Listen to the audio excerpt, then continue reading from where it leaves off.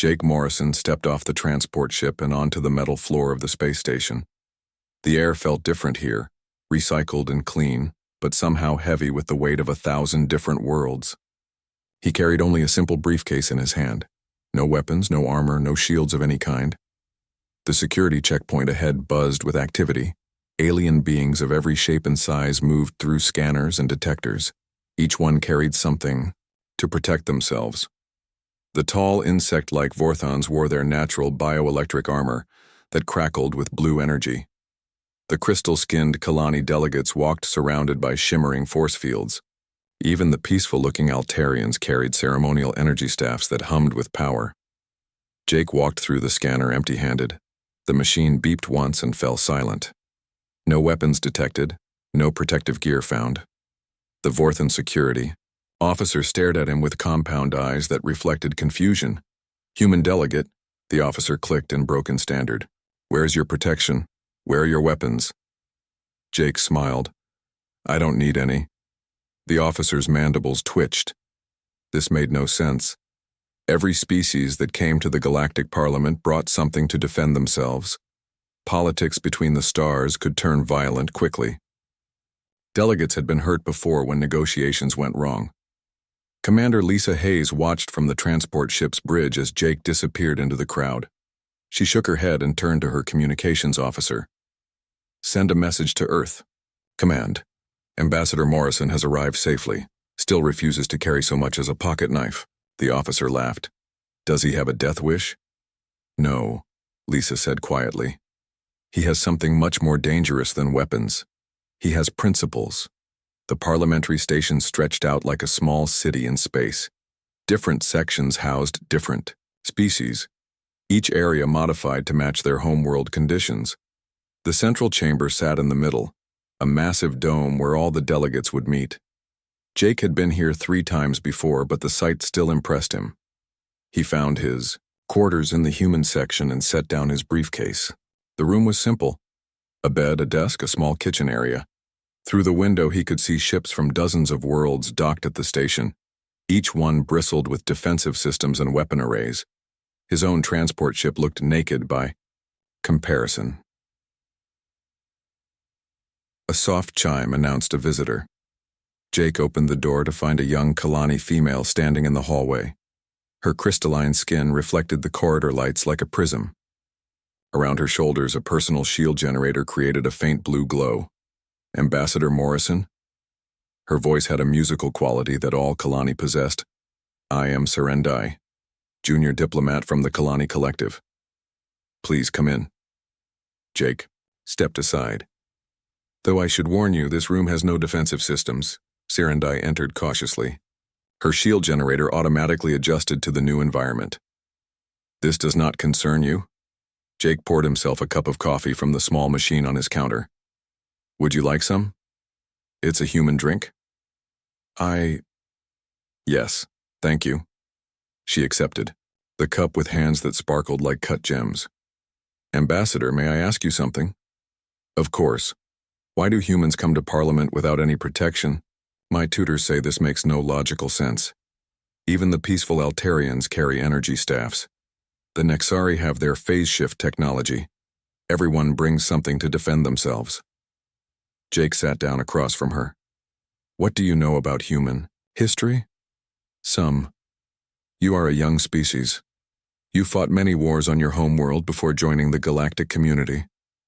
That's right. For thousands of years, humans fought each other. We built bigger and bigger weapons, better and better armor. We thought strength came from how much damage we could deal, or how much we could protect ourselves from. Serendai sipped the coffee and made a pleased sound. This is quite good. But did this not make you strong? For a while, maybe. But we learned something important. The more weapons we carried, the more likely we were to use them. The more armor we wore, the more we feared what might hurt us. Fear made us quick to attack, quick to defend, quick to assume the worst about others. The young Kalani tilted her head. Her shield flickered slightly as she concentrated. But without protection, you are vulnerable. Yes, Jake said simply. We are. This seems foolish.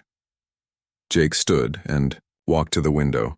Outside, a Vorthon battlecruiser was docking at the station. Its hull bristled with weapon systems. "Tell me, Sarandai, when you see that ship, what do you think?" She joined him at the window. "I think about what damage it could do. I wonder if the Vorthons plan to use it. I feel nervous." "Exactly. The ship makes a statement before any words are spoken. It says, 'We are dangerous. We might hurt you.' Even if the Vorthons have no plans to fight, their ship speaks for them." "And your ship?" Jake pointed to the Liberty's Edge floating peacefully among the others. It looked almost defenseless next to the armed vessels around it. "What does that ship say to you?" Sarandai was quiet for a long moment. It says, "We trust you not to hurt us." "And how does that make you feel?" "Strange. Confused. But also," she paused, searching for the right word, "respected. As if you believe I am better than I might believe myself to be." Jake nodded. "That's the secret humans learned. When you come to talk with weapons, you're already planning for failure. You're already assuming the conversation might turn violent. But when you come unarmed, you're saying something different. You're saying, 'I believe we can solve this with words. I believe you are reasonable. I believe in the possibility of peace.'" A new chime announced another visitor. This time, the door opened to reveal Zexathara, the Vorthon security chief. His bioelectric carapace sparked with agitation. "Human Morrison, there is a problem." "What kind of problem?" "The trade talks begin tomorrow. The Kalani and my people are already showing aggression. Both sides are requesting additional security. Some want to bring weapons into the chamber itself." Sarandai's shield brightened automatically. "The Vorthons plan violence?" "We plan nothing," Zexathara clicked angrily. "But we will not be caught. Defenseless if the crystal skins try their tricks." Jake held up his hands. "Both of you, please, this is exactly what I'm talking about. You're already assuming the worst about each other. The meeting hasn't even started." "Easy words from someone with nothing to lose," Zexathara said. "You have no mining rights at stake, no trade routes to protect." "You're right. But I do have something to lose." Jake looked at both aliens. "I have my life, just like you. The difference is, I'm willing to risk it for the chance that we might actually solve this problem instead of just preparing to fight about it." The Vorthon's mandibles clicked rapidly, a sign of deep thought. "This is madness." "Maybe," Jake said. "But it's the kind of madness that ended war on Earth. Not perfect peace, we still have disagreements, but we stopped assuming that every disagreement had to be settled with weapons." Sarandai turned off her shield generator. The blue glow around her faded. Zexathara stepped backward in surprise. "What are you doing?" he demanded. "Testing something," she said quietly. "Ambassador Morrison, I feel different. More exposed, yes, but also more honest. When I have my shields up, I think about protecting myself. Now I think about understanding you." Jake smiled. "Tomorrow should be interesting." The parliamentary chamber filled slowly as delegates from 37 different species found their assigned seats. Jake Morrison walked to the human section wearing the same simple black suit he had worn the day before. Around him, the other delegates prepared for the session like warriors preparing for battle. The Vorthons activated their bioelectric armor until it hummed with defensive energy. The Kalani adjusted their shield generators to maximum power. The Nexari phased in and out of normal space, testing their escape systems. Even the peaceful Altarians gripped their ceremonial energy staffs with obvious tension. Jake sat down in his chair and folded his hands in his lap. No weapons, no armor, no defensive systems of any kind. Dr. Helen Wright observed from the gallery above. As humanity's leading expert on alien psychology, she had requested permission to study this session. Her tablet recorded everything as she watched the other species react to Jake's vulnerability. "Fascinating," she whispered to her assistant. "Look at their body language. They keep glancing at Ambassador Morrison. His lack of protection is disrupting their normal psychological patterns." On the chamber floor, Sarandai kept her shield. Generator turned off. The other Kalani delegates stared at her with concern. Her supervisor, an older Kalani named Threshak, leaned over to whisper urgently, "Child, activate your defenses. The Vorthons are showing high aggression levels. This is not the time for experiments." "I am testing a theory," Serendai replied, softly. The human delegate gave me an idea. Threshak's crystalline features darkened. "Human ideas are dangerous. They think differently than civilized species. Perhaps that is exactly what we need." The session began with Council Speaker Trillick calling for order. The elderly Altarian had overseen diplomatic sessions for over 2 centuries. His long experience showed in the way he carefully watched every delegate, noting their defensive postures and stress levels. "We gather today to resolve the trade dispute between the Vorthon Empire and the Kalani Collective," he announced. "The issue concerns mining rights in the Kepler 442 system. Both sides have legitimate claims that must be addressed." General Krixtal rose from the Vorthon section. His bioelectric carapace crackled with increased energy as his emotions rose. "The crystal skins use their technology to steal what is rightfully ours. They plant their devices in our asteroid fields and claim they were there first. A lie." Threshak stood up quickly, his shield generator flaring bright blue. "Kalani survey teams documented those resources 3 cycles ago. The Vorthons arrived later and tried to claim territory already under our protection." The tension in the chamber increased immediately. Other delegates began activating additional defensive systems. The air filled with the hum of energy shields and the crackle of bioelectric fields. Jake remained perfectly still. He didn't reach for any weapons because he had none. He didn't activate any shields because he carried none. His calmness stood out like a beacon of peace in a room preparing for war. Dr. Wright made rapid notes. Subject Morrison's stillness is having a measurable effect on surrounding delegates. Heart rates dropping in his immediate vicinity, stress indicators decreasing. During a brief recess, Serendai approached Jake in the corridor outside the chamber. Her shield generator remained inactive, though several other Kalani watched her with obvious concern. "Ambassador Morrison, may I speak with you privately?" "Of course." Jake found a quiet alcove away from the main traffic. "How are you feeling about the negotiations?" "Confused, frightened, but also curious." She paused, organizing her thoughts. "When I have my shields active, I think about what the Vorthons might do to hurt me. I plan defensive strategies, I consider escape routes, but without the shields, without them, I think about what they are actually saying. I listen to their words instead of watching their weapons. It is different." Jake nodded. "Fear changes how we think. When we're afraid, we focus on protecting ourselves instead of understanding others. But how do humans manage this? You must feel fear." "Of course we do. Fear is natural. But we learned something important during our wars on Earth." Jake looked out through a nearby window at the stars beyond. "We learned that acting from fear usually makes the thing we fear more likely to happen." "I do not understand." "If I carry a weapon because I'm afraid you might attack me, what message does that send?" Serendai thought carefully. "That you do not trust me, that you expect violence." "Right.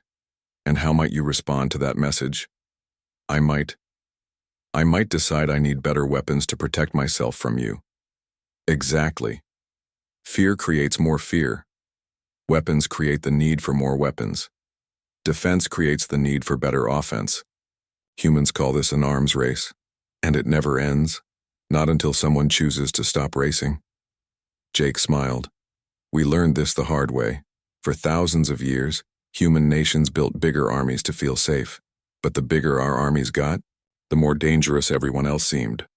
We were trapped in a cycle of fear. How did you break the cycle?" "One day a human leader did something that seemed completely insane. During a very tense negotiation, he ordered his bodyguards to leave the room.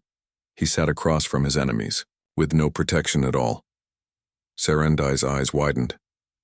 "What happened?" "At first, nothing. Everyone was too surprised to react. But then something interesting occurred. The other side's leader also sent his guards away. Not because he had to, but because keeping them suddenly felt wrong, like he was the one being unreasonable. And this worked. Not immediately, but it changed the conversation. Instead of two sides planning for war, it became two people trying to solve a problem. Serendai was quiet for a long moment.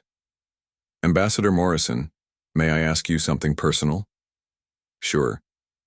Are you not afraid right now? In that chamber with all those weapons and defenses around you? Jake considered the question carefully. Yes, I'm afraid, but I'm more afraid of what happens if we don't learn to trust each other. You fear the continuation of fear itself. In a way, yes. Fear is like a disease, Serendai. It spreads from person to person, from species to species. The only cure is someone choosing to be vulnerable first. Commander Hayes contacted Jake on his communicator. Ambassador, are you sure you don't want us to beam you some defensive equipment? The tension in that chamber is getting dangerous. I'm fine, Commander. How are things looking from your perspective? Honestly? Strange. The other ships in the fleet are powering down their weapon systems. It's like they're responding to our defenseless posture. Interesting. Jake, I've been thinking about what you said yesterday, about principles being more dangerous than weapons, and I think I'm starting to understand. A weapon can only hurt one person at a time, but an idea can change everything. When the session resumed, Jake noticed something different. Several delegates had reduced their defensive postures slightly, not much, but enough to suggest they were thinking about what they had witnessed. General Krikstal stood to present the Vorthon position, but his bioelectric armor wasn't crackling as intensely as before. Threshak responded for the Kalani, but his shield generator was set to a lower power level. Dr. Wright documented everything. This is unprecedented. I'm watching an entire room of beings slowly disarm themselves psychologically. The human delegate hasn't said a word about weapons or defense, but his example is spreading like a psychological contagion. As the day's session ended, Trillick made an unusual announcement. Tomorrow, we will continue these negotiations. I encourage all delegates to consider not just what they want to achieve, but how they want to achieve it. Walking back to his quarters, Jake found himself surrounded by curious delegates from various species. None of them spoke directly to him, but they watched him carefully. A few had reduced their defensive systems. Some had deactivated their weapons entirely. Serendai caught up with him at his door. Ambassador, I have decided something. What's that? Tomorrow, I am going to convince my delegation to enter the chamber completely undefended. Jake raised his eyebrows. That's a big risk? Yes. But I think it might be an even bigger opportunity. The emergency session alarm echoed through the parliamentary station at 300 local time. Jake Morrison woke to flashing red lights and the urgent voice of Council Speaker Trillick over the communication system. All delegates report to the emergency chamber immediately. New evidence has been discovered regarding the Kepler 442 mining dispute. Jake dressed quickly and made his way through corridors filled with rushing aliens. The atmosphere felt different now, charged with anger and suspicion. Whatever evidence had been found, it had clearly made things worse.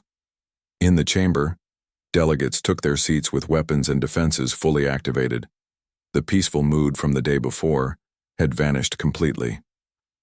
Bioelectric fields crackled, with dangerous energy. Shield generators hummed at maximum power. Even species that usually remained neutral looked ready for battle. Jake sat down in his usual spot, still carrying nothing more dangerous than a pen. General Krikstal stood at the center of the chamber, his massive frame radiating fury. His bioelectric carapace sparked and flashed like a lightning storm. The crystal skins have betrayed us all. They have been lying from the beginning. Threshak rose from the Kalani section, his shield generator creating a brilliant blue dome around him. The Vorthons make wild accusations because they cannot accept the truth of their own failure. Trillick called for order, but his usual calm had been replaced by obvious stress. General Krikstal, present your evidence. A holographic display activated in the center of the chamber. It showed detailed scans of the disputed asteroid field in the Kepler 442 system. The images revealed something unexpected: Kalani mining. equipment that had been artificially aged to look older than it actually was. These devices were placed recently, Krikstal announced, but they have been modified to appear as if they were installed years ago. The Kalani are using technological manipulation to create false historical claims. The chamber erupted in angry voices. Several species began activating combat protocols. The Nexari started phasing in and out of normal space, preparing escape routes. The Altarians gripped their energy staffs with white knuckles. Threshek's shield flared brighter. This evidence has been fabricated. The Vorthans cannot prove when our equipment was actually installed. Cannot prove? Krikstal's mandibles clicked rapidly with rage. Your own energy signatures betray you. The chronometer readings show installation dates less than 1 cycle old. Dr. Wright watched from the gallery as the situation spiraled toward violence. Her instruments detected rising stress hormones, increased heart rates, and the electromagnetic signatures of weapons being prepared for use. This is unprecedented, she whispered to her assistant. I've never seen parliamentary tensions escalate this quickly. On the chamber floor, delegates were choosing sides. Species allied with the Vorthans began moving toward the left side of the chamber. Those supporting the Kalani gathered on the right. The neutral species clustered in the center, uncertain which way to turn. Jake remained exactly where he was, sitting calmly in the human section with his hands folded. Commander Hayes contacted him on his personal communicator. Jake, we're detecting weapons charging throughout the station. Do you need emergency extraction? Not yet, Lisa. The situation is deteriorating rapidly. Half the fleets in orbit are powering up their weapon systems. I can see that. Jake, you're sitting in the middle of what might become the galaxy's next war. At least let us beam you some basic protection. Jake looked around the chamber. Fear and anger filled the air like a toxic cloud. Delegates who had been talking peacefully the day before now glared at each other across battle lines. No, Lisa. This is exactly when humanity needs to stick to its principles. Serendai sat with the Kalani delegation, but her shield generator remained inactive. The other Kalani stared at her in disbelief. Child, you must activate your defenses. Threshek hissed. The Vorthans are clearly preparing for violence. Are they? Serendai asked quietly. Or are they preparing to defend themselves against violence they think we might commit? Does it matter? The result is the same. Serendai looked across the chamber at Jake Morrison. He sat perfectly still while chaos erupted around him. His calmness seemed impossible given the circumstances, but somehow it also seemed like the only sane response to the madness. Perhaps the result is only the same if we choose to make it the same, she said. The accusations continued flying back and forth between the two sides. The Vorthans claimed the evidence proved deliberate deception. The Kalani insisted the evidence had been tampered with. Neither side was willing to listen to the other. More species began taking sides. The warrior-like Draxani announced their support for the Vorthans. The technology-focused Epsilon coalition sided with the Kalani. Lines were being drawn for a conflict that could spread across dozens of star systems. In the middle of it all, Jake Morrison stood up. The chamber didn't notice at first. Too many voices were shouting accusations and threats. But gradually, delegates began to see the lone human standing quietly while everyone else prepared for war. The strange sight began to attract attention. Here was a being with no defenses, no weapons, no protection of any kind, standing calmly in the center of a potential battlefield. It didn't make sense. It challenged every instinct the other species had about survival and conflict. Trillic noticed the effect Jake was having on the chamber. The human delegate requests recognition, he announced. The shouting gradually died down as delegates turned to look at Jake. He didn't look impressive compared to the armored warriors and shielded diplomats around him, but his presence commanded attention in a way that weapons and armor never could. Thank you, Council Speaker, Jake said in a quiet voice that somehow carried clearly through the chamber. I have something to say about this evidence. General, Krikstal's bioelectric field flared. The humans have no stake in this dispute. Why should we listen to their opinions? Because, Jake said simply, we're the only ones in this room who aren't prepared to fight about it. The chamber fell completely silent. The truth of his words hit every delegate like a physical blow. They were all armed. They were all defended. They were all ready for violence. Only the humans stood vulnerable and peaceful. Threshak's shield flickered uncertainly. What does this matter? The evidence speaks for itself. Does it? Jake asked. Or are we so focused on who might be lying that we've forgotten to ask whether this problem can be solved without anyone being right or wrong? Serendai felt something shift in her understanding. While everyone else was trying to determine who was telling the truth, the human was suggesting that the truth might not be the most important thing. Explain yourself, Krixtal demanded. Jake looked around the chamber at all the weapons and defenses. You're all preparing for war over mining rights to asteroids. But what if there's enough resources for everyone? What if the real problem isn't who got there first, but how to share what's there? Dr. Wright made rapid notes. Remarkable. He's reframing the entire conflict. Instead of a zero-sum competition, he's suggesting a collaborative solution. The human speaks naively, Threshak said, but his voice lacked its earlier certainty. Maybe, Jake admitted. But I'm curious about something. How many of you were thinking about sharing before you started thinking about fighting? The question hung in the air like a challenge. Delegates looked around at each other, seeing their own defensive postures reflected in others. They had moved so quickly from negotiation to preparation for war that they had skipped over dozens of possible solutions. This is exactly what humans learned on Earth, Jake continued. When we focused on who was right and who was wrong, we fought wars. When we focused on how to solve problems together, we found peace. A new alarm suddenly blared through the chamber. The station's defense grid had detected incoming ships, heavily armed vessels from both Vorthon and Kalani space. The fleets were taking positions for a possible battle. Trilek's voice carried new urgency. The situation is now critical. If we cannot resolve this dispute immediately, we may face the first interstellar war in over a century. Jake looked around the chamber one more time. Fear and anger still dominated most faces, but he could see something else now. Doubt. Delegates were beginning to question whether their weapons and defenses were making them safer or just making war more likely. I have a proposal, he said quietly. Jake Morrison walked to the center of the chamber while armed fleets faced each other in space above. Every delegate watched him with weapons ready and defenses active. He carried nothing but words. My proposal is simple, he said, his voice carrying clearly through the tense silence.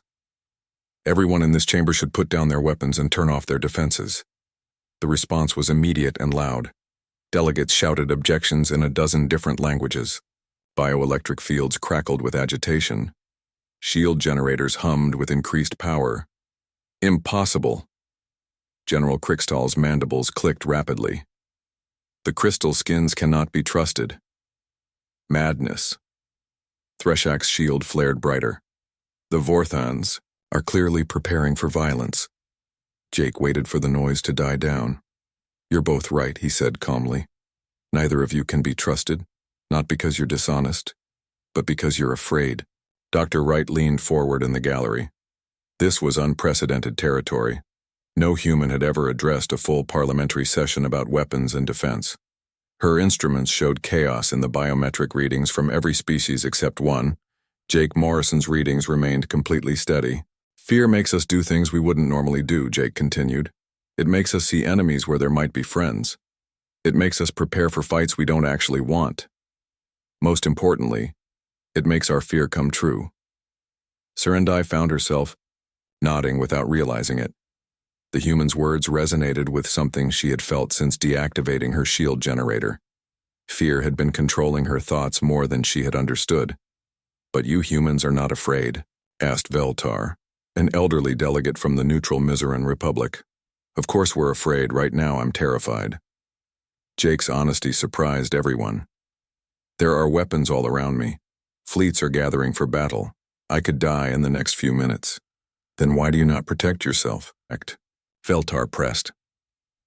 Jake was quiet for a moment, choosing his words carefully. Because protection from fear often creates more fear.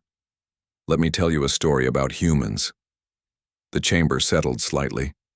Stories were a universal form of communication that even the most aggressive species respected. Thousands of years ago, humans lived in small tribes. Each tribe built walls around their villages to keep out dangerous animals and enemy tribes. The walls made them feel safe. He paused, looking around at the armed delegates. But then they noticed something strange. The bigger their walls got, the more dangerous everything outside seemed. They started building bigger walls, then weapons to defend the walls, then armies to use the weapons. Several delegates shifted uncomfortably. The pattern sounded familiar. Soon, every human tribe was surrounded by massive walls and defended by powerful armies. They felt very safe inside their fortifications. But they had created a new problem. What problem? Serendai asked, genuinely curious. They couldn't tell the difference between actual danger and imagined danger anymore.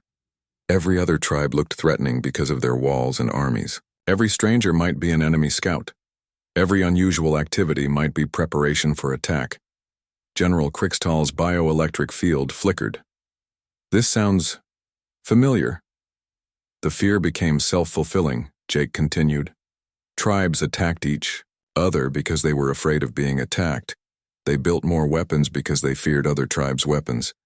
They prepared for war because they assumed war was inevitable. And then, Threshek's shield was dimming slightly despite his obvious efforts to maintain it. One day, a human leader made a decision that everyone thought was insane. His tribe was facing a potentially devastating war with their neighbors. Instead of building more defenses, he did something unprecedented. Jake paused, letting the tension build. He ordered his people to tear down their walls. The chamber erupted in shocked voices. The idea was so counterintuitive that even the most peaceful species found it disturbing. They were slaughtered, Krixtal declared. That's what everyone expected, Jake said. But something else happened instead. When the neighboring tribe saw the walls coming down, they were confused. Why would anyone make themselves vulnerable unless they had some secret advantage? Dr. Wright was recording everything. The psychological effect of Jake's story was measurable. Stress indicators were dropping throughout the chamber as delegates focused on the narrative instead of their fears. The neighboring tribe sent scouts to investigate, but instead of finding hidden weapons or secret defenses, they found something completely unexpected. What? Several delegates asked almost in unison. They found people who were tired of being afraid. Jake let that sink in before continuing. The scouts reported back that the Wallless tribe wasn't planning an attack. They weren't hiding super weapons. They weren't preparing some clever strategy. They were just tired of living in fear. And this worked? Veltar sounded skeptical, but interested. Not immediately. The neighboring tribe still didn't trust them, but now they had a problem. How do you attack people who aren't defending themselves? How do you justify violence against someone who has made themselves completely vulnerable to you? Serendai felt a chill of recognition. It changes the moral equation. Exactly. When someone threatens you, fighting back feels justified. But when someone makes themselves helpless before you, hurting them makes you the aggressor. The chamber was completely quiet now. Even the most militant delegates were listening intently. The neighboring tribe faced a choice. They could attack defenseless people and become monsters, or they could try something that had never been attempted before. What was that?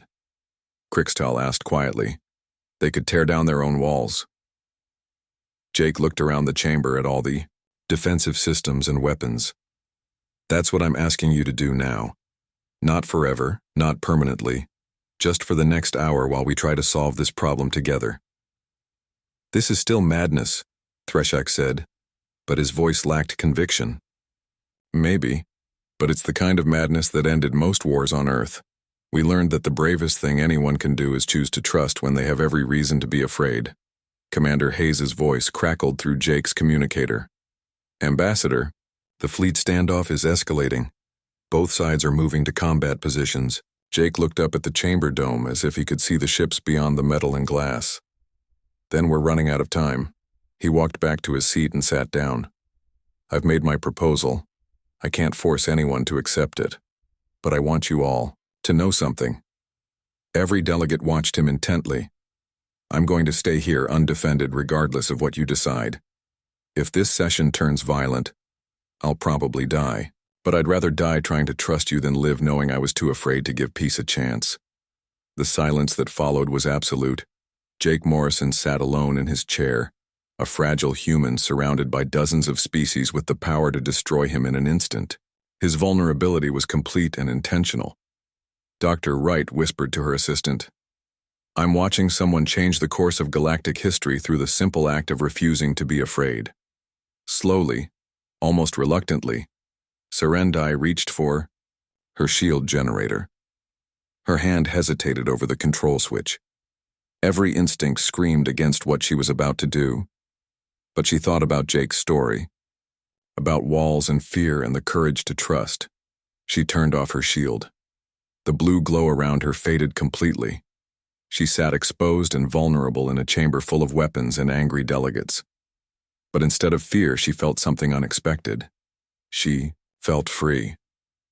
General Krickstall stared at her in amazement. Child, what are you doing? Testing whether humans are right about courage, she replied quietly. For a long moment, nothing happened. Then, slowly, other delegates began to notice what Serendai had done. A young Kalani sitting undefended while Vorthons bristled with bioelectric weapons just a few meters away. The sight was so unexpected, so contrary to every diplomatic protocol, that it broke something in the chamber's psychology. The careful balance of mutual threats began to shift toward something that had never existed before in galactic politics. Mutual vulnerability. The change began slowly. After Serendai deactivated her shield, other delegates started watching her instead of preparing for battle. A young Kalani sitting completely vulnerable while armed Vorthons surrounded her created a psychological puzzle that no one could ignore. General Krickstall found himself staring at the defenseless alien female. His bioelectric carapace still crackled with defensive energy, but something about her actions troubled him. She wasn't cowering or showing fear. She was simply sitting there, trusting that he wouldn't hurt her. The trust felt heavier than any weapon. Why do you not defend yourself? He asked her directly. Serendai looked up at the massive Vorthon warrior. His bioelectric field could kill her in seconds, but she felt oddly calm. Because the human is right. When I focus on defending myself, I cannot focus on understanding you. You do not understand the danger you face. Perhaps. But do you understand the opportunity you face? Krickstall's mandibles clicked in confusion. What opportunity? The opportunity to be the first Vorthon in history to protect someone instead of threatening them. The words hit Krickstall like a physical blow. For his entire life, strength had meant the ability to destroy enemies. But this young Kalani was offering him a different kind of strength, the power to show mercy when he had every advantage. Dr. Wright watched from the gallery as the psychological transformation spread through the chamber. Unprecedented, she whispered. I'm documenting the first recorded case of voluntary disarmament during active diplomatic hostilities. More delegates began to notice what was happening. The sight of Jake Morrison and Serendai sitting completely undefended created a strange gravity that pulled attention away from weapons and threats. Veltar, the elderly Mizaran delegate, slowly reached for his ceremonial energy staff. Instead of raising it defensively, he set it down on the floor beside his chair. The action was small, but in the context of the tense chamber, it carried enormous meaning. If children can show courage, he said quietly, perhaps an old diplomat can find some as well. The ripple effect continued. A junior delegate from the Epsilon Coalition deactivated his personal shield generator. 2 Altarian diplomats set down their energy staffs. Even some of the more militant species began reducing their defensive postures. But the real moment came when General Krickstall made his decision. The massive Vorthon warrior looked around the chamber at his own people, at the Kalani delegation, at the growing number of undefended delegates. His bioelectric carapace was still fully charged and ready for battle. In any physical confrontation, he would be nearly unstoppable. But as he watched Serendai sitting peacefully just a few meters away, completely at his mercy, he realized something profound. His power to destroy her was absolute, which meant his choice not to destroy her was absolute as well. Slowly, deliberately, Crystal began powering down his bioelectric field. The change was visible throughout the chamber. The crackling energy that surrounded his carapace faded until he sat as vulnerable as any other being in the room. Gasps echoed from both Vorthan and Kalani delegations. "General," one of his subordinates called out. "What are you doing?" Crystal looked at his fellow Vorthans. "I am discovering what humans call courage." Threshuk watched in amazement as the most dangerous warrior in the chamber voluntarily disarmed himself. The sight was so unexpected that it shattered his own psychological defenses. If a Vorthan general could choose vulnerability, what excuse did he have for maintaining his shields? With great reluctance, Threshuk deactivated his personal defenses. The chamber fell into stunned silence. The two primary antagonists in the conflict now sat completely unprotected, surrounded by their own people who still maintained weapons and defenses. Jake Morrison stood up again. "Thank you," he said simply. "Now we can actually talk, Commander." Hayes contacted him from orbit. "Jake, something incredible is happening up here. The fleet commanders are requesting permission to stand down from combat readiness." What changed their minds? The delegates on the station are sending messages to their home fleets. Apparently, watching their own people voluntarily disarm has made the military preparations seem inappropriate. Jake smiled. "Fear is contagious, but so is courage." Council Speaker Trillick called for order, though his voice carried a note of wonder. In 2 centuries of diplomatic service, he had never seen anything like what was happening in his chamber. The floor recognizes Ambassador Morrison to present his solution to the mining dispute. Jake walked to the center of the chamber again. But this time, instead of facing a room full of weapons and defenses, he addressed beings who had chosen to trust each other. "The evidence shows that both sides have legitimate claims to the Kepler 442 system," he began. "Instead of fighting over who was there first, I propose we focus on how to make sure everyone gets what they need." He activated a holographic display showing the disputed asteroid field. "According to our analysis, this system contains enough rare minerals to supply both civilizations for over 1,000 years. The problem isn't scarcity, it's distribution." Serendai found herself thinking more clearly than she had in days. Without her shields active, without the constant background worry about defense, her mind felt free to focus on solutions instead of problems. "What do you propose?" she asked. "Joint mining operations, shared technology, coordinated extraction that maximizes efficiency for everyone instead of trying to exclude competitors." General Crystal considered the proposal without the fog of defensive thinking. "This would require unprecedented cooperation between our species." "Yes," Jake said, "but you've already proven that unprecedented cooperation is possible. You're doing it right now." Dr. Wright made rapid notes as she watched the negotiations transform. Without defensive barriers, the delegates are engaging in genuine problem-solving instead of zero-sum competition. The discussion that followed was unlike any in parliamentary history. Delegates asked questions instead of making demands. They explored possibilities instead of defending positions. They looked for ways to help each other instead of ways to gain advantages. 3 hours later, they had an agreement. The Kepler 442 system would be developed jointly by both civilizations. Vorthan mining expertise would be combined with Kalani technology. Profits would be shared based on actual contribution rather than territorial claims. Most importantly, the system would be administered by a joint council that made decisions by consensus rather than competition. As the session ended, delegates began reactivating their defensive systems. But something had changed fundamentally. The weapons and shields no longer felt like necessary protection. They felt like barriers to communication. 6 months later, Ambassador Jake Morrison stood in the same chamber addressing a very different kind of parliamentary session. Delegates from 43 species sat together, and while many still carried ceremonial weapons, none had active defensive systems. The human standard had become the new protocol for critical negotiations. When stakes were highest and tensions most dangerous, delegates would voluntarily disarm to ensure that fear didn't override wisdom. Saren Dai, now promoted to senior diplomat, served as Jake's co-chair for the new Cooperative Resolution Council. "Ambassador Morrison," she said during a break, "I have been thinking about something." "What's that?" "On my world, we have a saying, the strongest crystal is also the most transparent." I never understood what it meant until I met humans. Jake looked out at the chamber where former enemies now worked together to solve problems. "What does it mean?" "True strength comes from having nothing to hide. When you make yourself transparent to others, when you show them exactly who you are and what you want, you become impossible to misunderstand. And it is very difficult to fight someone you understand completely." General Crystal approached them, his bioelectric carapace dim and peaceful. "Human Morrison, I have a question."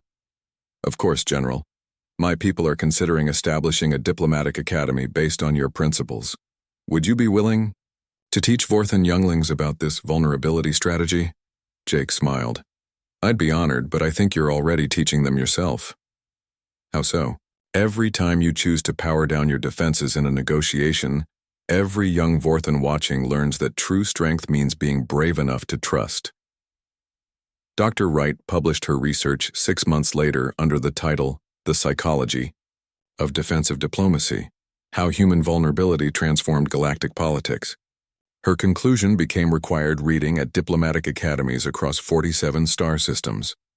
The human approach to interstellar relations represents a fundamental shift in how civilizations interact. By choosing vulnerability over protection, trust over suspicion, and cooperation over competition, humanity has demonstrated that the strongest diplomatic position is often the one that appears weakest. Fear, while natural, creates the very conflicts it seeks to prevent. Only by choosing courage over comfort can civilizations build lasting peace. Jake Morrison's personal log from that day contained a single entry. "Today I learned that humans didn't join the galactic community to show other species how to fight. We joined to show them how to stop fighting. The universe wasn't waiting for better weapons or stronger defenses. It was waiting for someone brave enough to put down their weapons first